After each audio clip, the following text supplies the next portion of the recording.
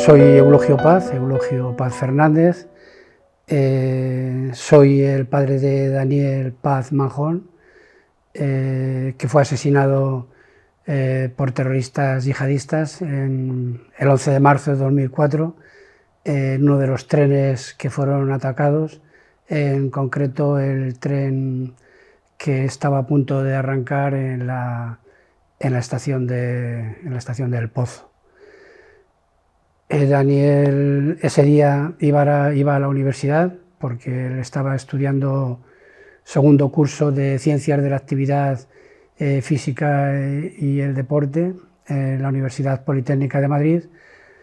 Curiosamente, aquel día había huelga de estudiantes, pero él, como estudiaba, digamos, deporte, pues incluso pues, iba a hacer deporte de alguna manera aquella mañana. Y el hecho de estudiar ciencias de la actividad física y el deporte, pues es porque le gustaba mucho el deporte, era una de sus grandes aficiones, el fútbol. Había jugado bastante al fútbol desde que era pequeño, desde Benjamín, infantil, en fin, pasando por todas las categorías existentes, hasta que, digamos, ya a los 18 años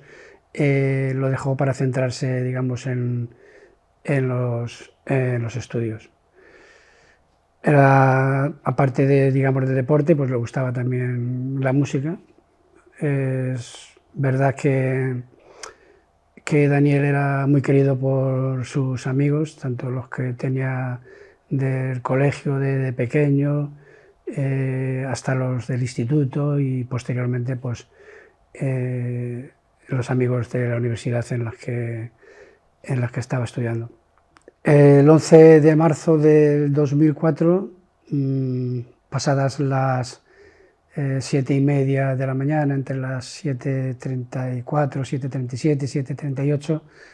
pues explosionan 10 bombas de las 13 que habían sido colocadas en diferentes trenes que circulaban desde Guadalajara hasta Madrid. Son colocadas 13 bombas, pero 3 de ellas no explosionan, explosionan 10. En la que fue asesinado Daniel fueron 2 bombas, como he dicho antes, que explosionaron en la estación del Pozo. El tren en el que viajaba Daniel precisamente era un tren que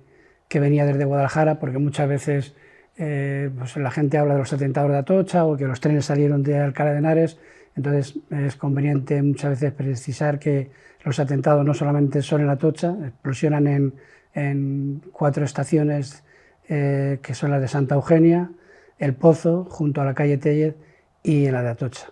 Y no todos los trenes salen de Alcalá de Henares, salen 3, pero uno de ellos sale de la estación de Guadalajara, es decir, anterior a Alcalá de Henares. Ese era un tren de 2 pisos, el único tren de 2 pisos, y era precisamente en el tren que viajaba Daniel. En principio, lo que se sabe, lo que se supo, mejor dicho, en un principio, pues sí que habían estallado, digamos, unas bombas. Y bueno, pues a partir de ahí pues empiezan especulaciones, incluso a nivel político, se dice que se había sido ETA, pero bueno, lo que se sabe prácticamente desde los primeros momentos es que es un atentado, digamos, de carácter yihadista. Lo que sucede es que bueno, pues el ambiente político se enrareció en la medida que había elecciones 3 días después, el 14 de marzo, y hubo intereses. Yo lo tengo que decir así, lo digo así porque era el partido al que le tocó en aquel momento. Si hubiese sido otro, pues lo hubiese dicho igual, pero lo cierto es que el Partido Popular era el que gobernaba en esos momentos y toda su intención en esos 3 días, los que iban desde el 11 al 14, era de decir que había sido ETA, cuando prácticamente desde el principio había pruebas evidentes de que había sido un atentado de carácter yihadista. Y pronto se descubren precisamente una de las bombas, de las 3 bombas que no explosionan, 2 de ellas las intenta desactivar la policía, los CEDAS, pero no pueden y entonces pues las explosionan. Pero una de ellas, precisamente, que estaba en la estación del Pozo, después de un periplo de ir a una comisaría, al IFEMA y tal,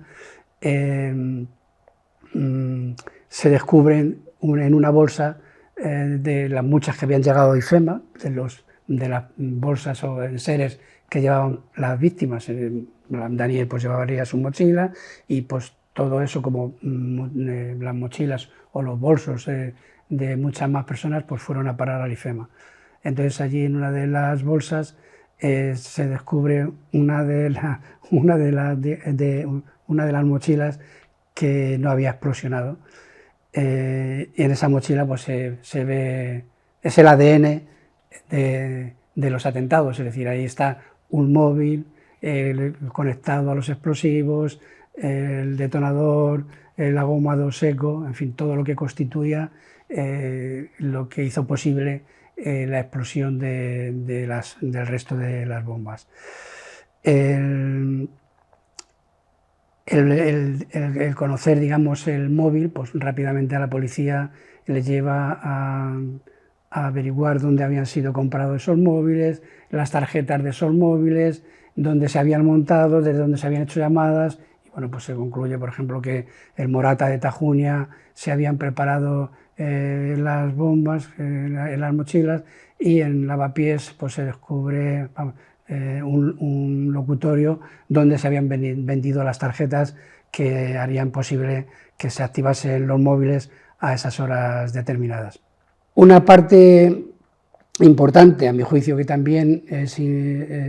creo que hay que decir, es que los atentados del 11 de marzo se producen en un contexto político y también religioso, pero sobre todo político determinado, un contexto político, y es el que España, el gobierno de Aznar, del Partido Popular, en marzo del 2003 se alía con Estados Unidos y con Inglaterra, con Bush y Tony Blair, en las Islas Azores, para declarar, digamos, la guerra contra Irak, porque había armas, decían que había armas de destrucción masiva, lo que resultó, digamos, ser falso. Hubo muchísimas manifestaciones, no solo en España, sino en toda Europa, en contra de esa guerra, y que la propia ONU la consideraba ilegal. Es decir, la ONU consideró que era una guerra ilegal porque no había pruebas suficientes de que hubiese armas de destrucción masiva. Y lo que está claro es que Bin Laden, que era, digamos, el jefe de Al-Qaeda, pues ya en octubre del 2003 amenaza a España y a los demás países que han participado en la guerra de Irak. O sea que, como he dicho antes, los atentados se producen en ese contexto político, y también me refiero en el religioso porque, bueno, pues los atentados, los yihadistas pues los reivindican en nombre de Alá, y todos sabemos un poco lo que significan las cuestiones religiosas desde hace mucho tiempo. Es decir, las cuestiones religiosas van muchas veces aliadas a la cuestión política, y muchas veces incluso se encubren, digamos, en cuestiones religiosas, lo que a lo mejor pues son cuestiones políticas, geoestratégicas, de territorios, de petróleo, en fin, de cosas más materiales que las estrictamente religiosas. Pero sí que es verdad que, digamos, el componente religioso ha existido a lo largo de la historia, existió en los atentados del 11 de marzo, es decir, las reivindicaciones se hacen en nombre de Alá, cuando incluso ya se conoce esto que es un atentado yihadista, como he dicho antes, a través de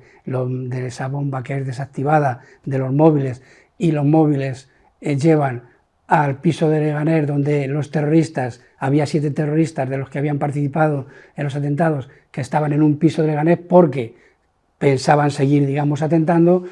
Y entonces, cuando la policía, digamos, los acorrala en el piso de Leganés, pues 7 de ellos, uno consigue escapar, que precisamente uno de ellos ahora, en agosto de 2023,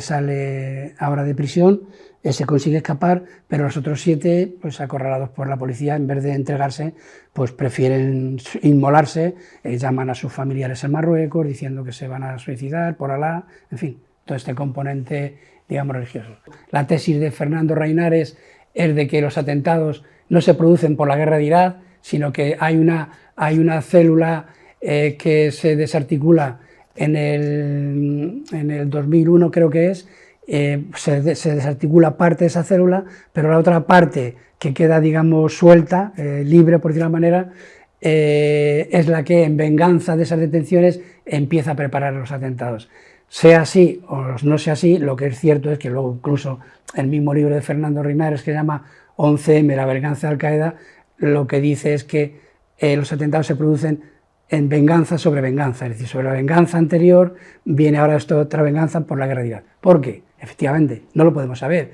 pero si a lo mejor si España no hubiese participado en la guerra de Irak, si hubiesen producido los atentados o no, eso nunca lo vamos a saber, porque eso ya sería hacer ciencia ficción. Pero lo que sí es cierto es que Al-Qaeda, digamos, aprovechándose o no de que se estaban preparando los atentados, él, digamos, los impulsa, no los detiene, sino que dice, y los anticipa, es decir, va a atacar, es decir, tiene comunicados en octubre del 2003, donde dice que va a atacar a España y otros países implicados en la guerra contra Irak. No solo eso, en Casablanca, en mayo del 2003, se producen atentados, que también con fallecidos en la Casa Española de Casablanca, en Marruecos, y en octubre del 2003, noviembre, pues son asesinados 7 agentes del Centro Nacional de Inteligencia, del CNI, en Irak. Yo esa mañana del 11 de marzo del 2004, a esas horas de que explosionaron los trenes, yo estaba en mi lugar de trabajo. De hecho entraba a las 8 de la mañana, pero siempre solía entrar un poco antes para preparar cosas y entonces llamó, en la mesa del lado sonó el teléfono, lo cogí y era la mujer de un compañero y me preguntó, oye, ¿ha llegado Miguel? Y le dije, pues no ha llegado todavía. Y digo, suele llegar un poco más tarde. Y dice, bueno, ya, pero es que han explosionado unas bombas en Atocha y estoy un poco preocupada y tal, ¿no? Entonces le colgué el teléfono, le dije que no había llegado, colgué el teléfono y claro, entré en internet, encendí el ordenador, entré en internet y vi la trayectoria de los trenes y al ver la trayectoria de los trenes, pues esa era la trayectoria de los trenes que Daniel cogía para ir a la universidad, ¿no? Le llamé al móvil, no lo cogía. Llamé a su madre también ya estaba preocupada, lógicamente, y intentando contactar con él. No había manera. Allí en el trabajo, además yo trabajaba, ya estoy jubilado, pero trabajaba cerca precisamente de Atocha, y aquello se llenó enseguida de coches de policía, de ambulancia, mucho jaleo. Y nos facilitaron unos números de teléfono para llamar y preguntar, pues,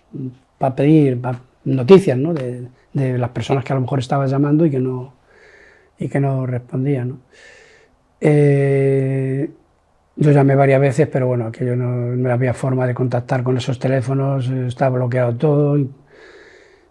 Y a eso de las 10 de la mañana, pues yo ya no sabía qué hacer, no sabía si quedarme, si seguir esperando, si salir, total que decidí salir. Y me pusieron un coche en la empresa y el primer lugar que fui al Gregorio Marañón, al Hospital Gregorio Marañón. Allí daban una lista de personas que estaban heridas, que estaban allí en el hospital, en el Gregorio Marañón. No dieron el nombre de Daniel, con lo cual me fui al 12 de octubre, al otro hospital, al 12 de octubre, allí lo mismo, pues dieron una serie de personas que estaban heridas, porque, bueno, la verdad es que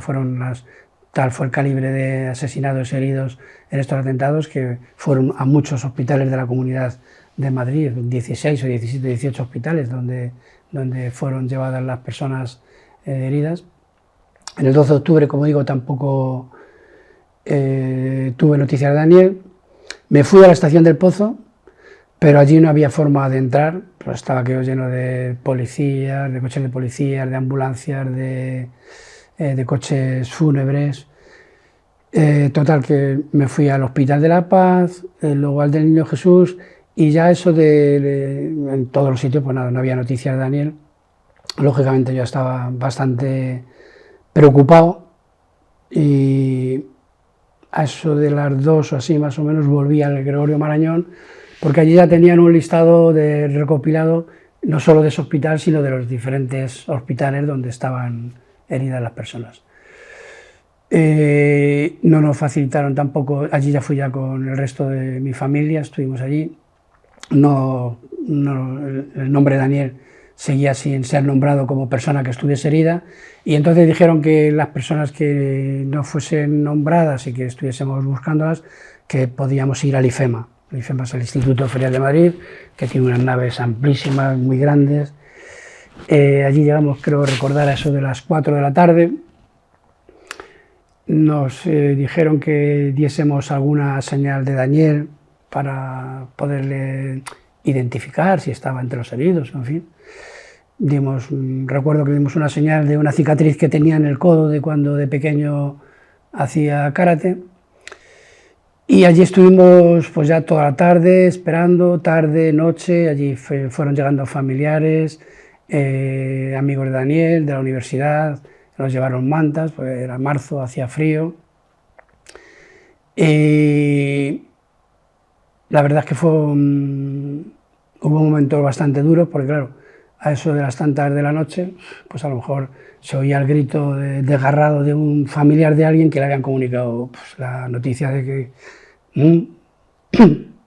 la persona que estaban buscando pues, había fallecido y tal. Yo recuerdo que me fui a mi casa, me duché, fui a ver a mi madre para explicarle un poco lo que pasaba y volví. Y nada, eso de por la mañana, la policía científica nos llamó a Pilar y a mí, a su madre y a mí, para decirnos que creían que tenían identificado el cuerpo de Daniel, pero que tenían que hacernos las pruebas de ADN. Nos la hicieron y a eso de las 12 de la mañana o así, pues nos dijeron que nos podíamos ir a casa, ya nos avisarían y tal, ¿no? Y lo cierto es que nos avisaron en la tarde del 16, es decir, 5 días después, en la tarde del 16 de marzo, de que, bueno, pues de que el cuerpo de Daniel estaba identificado y que podíamos recogerle. Lo recogimos, lo llevamos al tanatorio, le velamos esa noche y el día siguiente, el día 17, a eso de las 11 de la mañana, pues lo incineramos. Una vez que incineramos a Daniel, yo me incorporé a mi trabajo 11 días después. O sea que ahí es verdad que un atentado de estas características pues, puede tener secuelas, aunque tú no las veas o creas que no las tienes. Evidentemente, si físicas yo no las tengo, yo no sufrí el atentado, quien lo sufrió fue Daniel y por lo tanto es al que yo considero víctima, e incluso a las personas que fueron heridas, un brazo, en una pierna, en fin, en la cabeza, en los oídos. Para mí son realmente las auténticas víctimas. Es verdad que hay otro tipo de secuelas, que son las psicológicas, que a lo mejor pues, tú puedes creer que no las tienes, pero a lo mejor tenerlas. Yo lo que sí me planteé en aquel momento es que tenía 2 alternativas, es decir, o te quedas en la cama mirando al techo o te levantas y caminas, ¿no? Yo me levanté y caminé, como he dicho antes, volví a mi trabajo 11 días después. Sí que es verdad que el trabajo te ayuda, no solo económicamente, claro, sino te ayuda también porque de algo hay que vivir, ¿no? No por ser víctima, digamos, vas a tener que dejar de trabajar. Otra cuestión es que te lo impida el mismo atentado, ¿no? Yo decidí volver a mi trabajo y la verdad es que el trabajo pues, a mí me venía bien en el sentido de que bueno, yo trabajaba de jefe de compras en un grupo de empresas y el contacto diario perdón, con proveedores por teléfono, presencialmente, por correo electrónico, pues me mantenía, digamos, todo el día, digamos, ocupado en una actividad, ¿no? Una actividad profesional, por decirlo de alguna manera.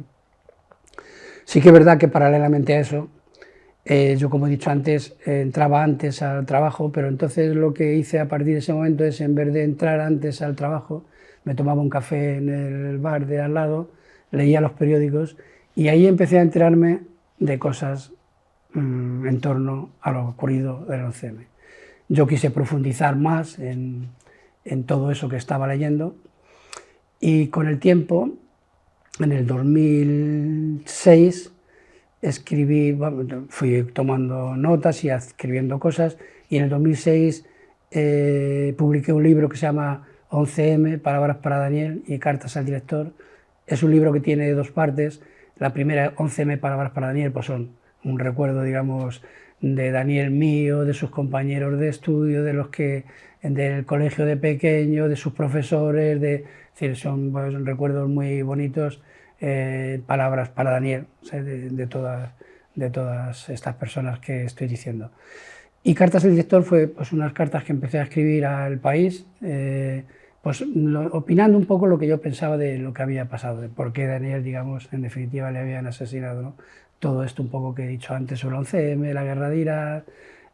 lo que había dicho Faiez, Al-Qaeda. Entonces escribí 10 cartas que no me publicaron, pero bueno, a mí me daba igual que no me las publicasen. Yo las recopilé en ese libro, de 10 cartas, que se llama 11M, Palabras para Daniel y Cartas al Director, con esas 10 cartas.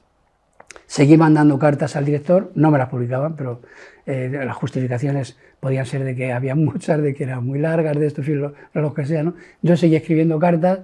y escribí un segundo libro ya solamente que se llamaba 11M, Cartas al Director. 11M, Cartas al Director, con 30 cartas también, un poco, dando mis opiniones sobre lo que decían los políticos, los periodistas, en fin, de todo el que hablaba sobre el 11M, yo más o menos también tenía algo que decir. Eso fue en el 2007 y luego vino ya el juicio de los atentados, que duró desde febrero del 2007 hasta junio, cuatro meses y pico, y digo, ya no voy a hacer otro libro más, digo, ya he hecho 2, digo, ya no lo digo más, pero sí que empecé un blog que se llama también 11M, Cartas al Director, y en el blog pues ya fui poniendo esas cosas, que en vez de esas cartas que mandaba, ya no las mando, sino que las escribo y las pongo en un blog. Entonces, empecé un blog, hay muchísimas entradas en ese blog que lo dejo aparcado un poco porque en el 2016, digamos, Pilar Manjón, que era la anterior presidenta de la asociación, después de 12 años, pues ella lo deja y yo me acabo de jubilar en febrero y me acuerdo además perfectamente que estaba en Córdoba, porque a mí me gusta hacer senderismo, viajar de un lado para otro y tal, me acabo de jubilar en febrero y estaba en Córdoba en mayo. Me acuerdo que era viendo los estos de mayo, ¿cómo se llaman? Los patios de mayo, de Córdoba, los patios de Córdoba en mayo, y me llamaron, oye Eulogio, que como se lo deja Pilar y tal, no sé si tú a lo mejor pues podrías presentarte a presidente y tal y cual. Digo, la verdad es que yo no quería, o sea, no quería y no quiero, o sea, porque digamos, esto no es como un club de fútbol o un club, digamos, cultural o algo que incluso pues nace con una actividad lúdica, es decir, algo como muchas cosas que hacen los jóvenes o los adultos y tal, ¿no? Sino que bueno, esto era algo consustancial, algo que no habías querido que pasase y sin embargo pasó. Pero bueno, entendí que otras personas habían asumido esa tarea con anterioridad y bueno, pues el pensar que no lo iba a hacer yo, pues tampoco me parecía lo más correcto. Es decir, si había otras personas que lo habían hecho, quizás el no hacerlo, pues no lo consideraba conveniente. Total, que acepté esa presidencia de la asociación en el 2016 y hasta ahora. Es decir, entonces es cuando yo realmente ya con la asociación tengo mucho más contacto, lógicamente, al ser presidente, porque antes estaba en la asociación como socio, pero no participaba a pleno rendimiento en las tareas de la asociación. Era un socio más. Yo trabajaba, por lo tanto, profesionalmente estaba más dedicado a mi trabajo, y luego, además de mi trabajo, al blog. Pues llegaba de mi trabajo, que a lo mejor estaba todo el día con el ordenador en el trabajo, y llevaba a mi casa y me ponía con el ordenador también para hacer el blog y tal, cosa que tiene, digamos, también sus consecuencias para la vista, en fin, esas secuelas que a lo mejor incluso estamos hablando antes que parece que no están, pero luego en el fondo, digamos, también existen. En la asociación y como presidente, pues la asociación un poco las tareas que tenemos desde el principio y que son las que se mantienen, pues están enfocadas a la atención a la víctima, es decir, hay una faceta principal que es la atención, digamos, médica de las víctimas, es decir, las personas, como he dicho antes, las que han sufrido heridas en las manos, en las piernas, en la cabeza, en cualquier parte del cuerpo,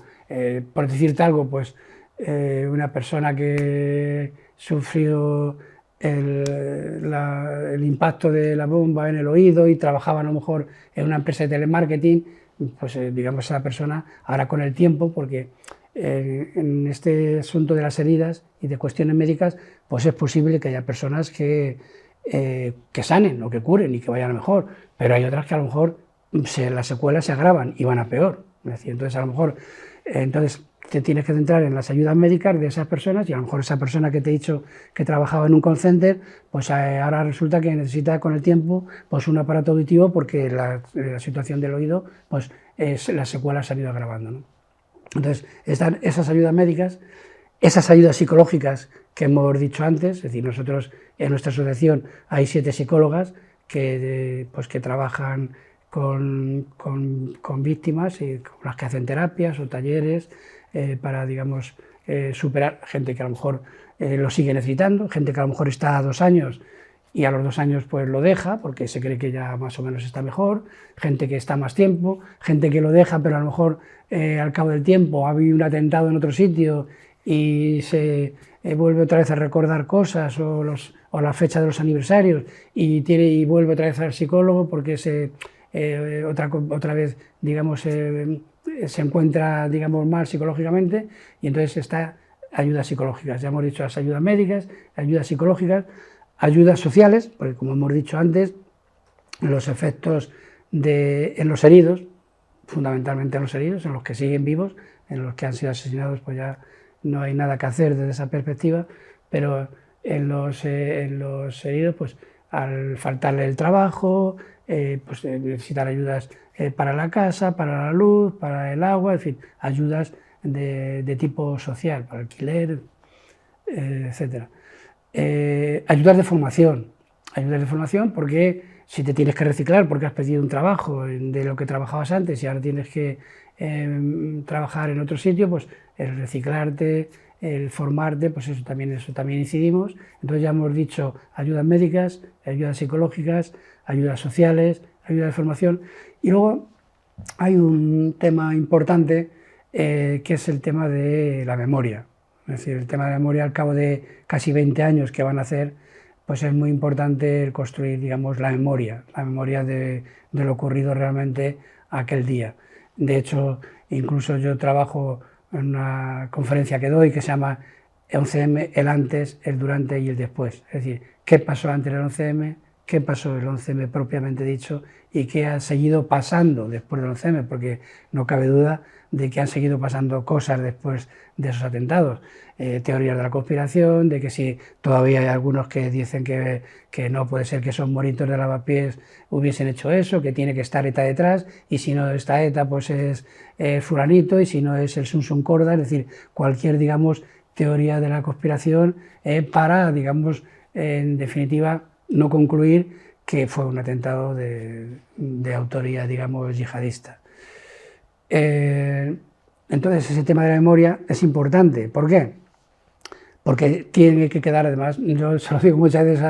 a mis compañeros, a mi familia, a mis amigos y tal, yo aquí más de no sé cuántos años más voy a vivir, pero poner muy lejos, yo dentro de 50 años aquí no voy a estar. Entonces, ¿qué es lo que va a quedar? Y como yo, pues muchos como yo, muchos familiares de víctimas no van a estar. Otros a lo mejor seguirán, hijos, tal, pero va a haber muchas víctimas que vamos a fallecer y tiene que quedar 2 cosas. Un relato objetivo de lo que ocurrió y que quede en los libros de historia, un relato objetivo. Ya sabemos que los libros de historia muchas veces tienen que la historia la escriben los que ganan, pero es importante señalar que realmente el atentado del 11M, ya lo se van señalando algunos libros de historia, pero oficialmente tiene que quedar constatado en los libros de historia, pues igual que ocurrió la guerra civil, ocurrió el 23, digamos, de febrero, el golpe de Estado el 23 de febrero, u otros hitos importantes en la historia española, pues el 11M tiene que quedar reflejado como un acontecimiento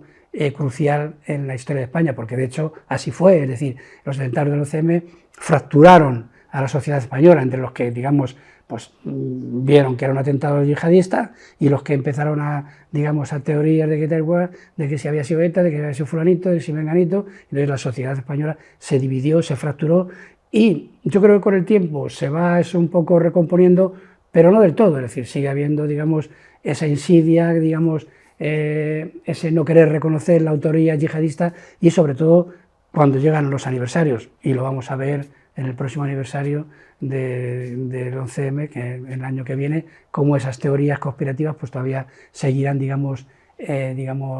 azuzando en esta historia. He dicho los libros de historia y también los monumentos un poco que son, digamos, pues un reflejo también, un recuerdo de lo ocurrido. Muchas veces cuando hablamos del holocausto judío pasa lo mismo, es decir, las víctimas del holocausto judío, pues no sé si quedarán X de 103, 104 años, pero que esas morirán y quedarán los recuerdos, quedarán esos monumentos, pues a lo mejor como campos de concentración que se convierten en museos, etcétera, etcétera. Y esos monumentos también tienen que reflejar lo ocurrido, digamos, en los atentados. Yo creo que lo que debemos concluir con lo sucedido en estos atentados del 11 de marzo del 2004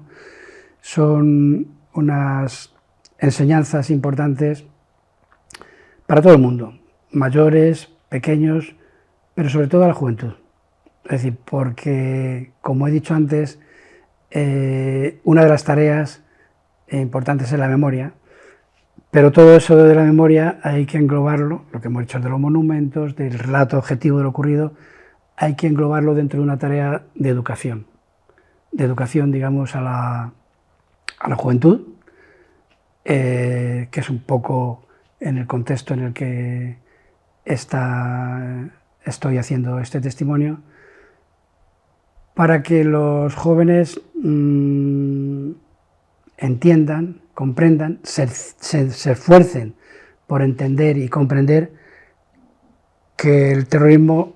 no es ninguna solución ni conduce a nada. Matar por defender unas ideas no puede ser, para eso existen los cauces democráticos y cualquier cuestión que se pretenda pues debe seguir esos cauces que tiene una sociedad democrática y por lo tanto la educación es fundamental. Y digo a los jóvenes porque incluso en este tema del terrorismo yihadista todos sabemos que en líneas generales los jóvenes pueden tener problemas en la familia, pueden tener problemas de trabajo, de no encontrar trabajo, puede haber determinadas desestructuraciones, que si hay mensajes en los que te dicen, por ejemplo, en el tema del yihadismo, que si matas por Alá, pues vas a ir al cielo y vas a tener 72 vírgenes a tu disposición, pues claro, esto puede ser, digamos, un tema muy problemático en el que los jóvenes pues, puedan caer. Un joven sin trabajo, sin dinero, sin alternativas, sin opciones, pues puede ser un caldo de cultivo para caer en esas redes del terrorismo. No solamente del terrorismo yihadista, sino de todos los terrorismos, pero muy fundamentalmente en el terrorismo yihadista por esas connotaciones religiosas que antes hemos hablado. Es decir, que si bien detrás de los conceptos religiosos hay determinados intereses económicos, políticos, pero sí que es verdad también que la religión, digamos, tiene mucho poder en lo mismo. Entonces, para mí es importante una educación laica donde la gente donde las personas, donde los jóvenes aprendan a respetarse. Lo fundamental son los derechos humanos, independientemente del ideario religioso que tenga cada uno, el respeto por los demás, el respeto por la dignidad de los demás, el respeto a la vida de los demás, que el terrorismo no es ninguna solución para ninguno de los problemas que puedan existir, incluso, como he dicho antes, problemas de paro, problemas de estudios, problemas de familia, sino que hay que encontrar esos cauces democráticos para, digamos, plantear, digamos, los problemas sin necesidad de tener que utilizar el terror, es decir, matar a otra persona simplemente porque defiende ideas contrarias a las tuyas.